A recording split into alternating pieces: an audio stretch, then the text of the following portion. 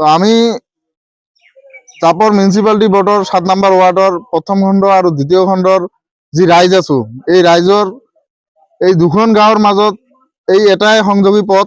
এই পথেৰে আমাৰ বহুত কণ কণ ল'ৰা ছোৱালীয়ে ৰাতিপুৱা 8 বজা 9 বজাৰ পৰাই স্কুললৈ যোৱা আৰম্ভ কৰে, আবেলি ঘৰলৈ গুচি যায়।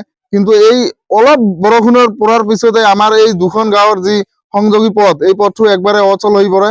আমি ভাৰত স্বাধীনতাৰ পিছৰে পৰা মানে আমাৰ আগৰ যিখিনি গাৰ্জিয়ান আছিল, এই গাৰ্জিয়ানখিনিও বিভাগীয় কৰ্তৃপক্ষক বা আমাৰ MLA মন্ত্ৰী যিসকল আছিল সিহঁতক আবেদন জনাই আছিল যে আমাক এই ব্ৰিজখন লাগে। আমিও একেৰাহে মানে আবেদন জনাই আছো, কিন্তু আজিলৈকে কোনো বিধায়ক, কোনো মন্ত্ৰী বা কোনো কৰ্তৃপক্ষই আজিলৈকে আমাৰ এই অসুবিধাখিনি দূৰ নকৰিলে।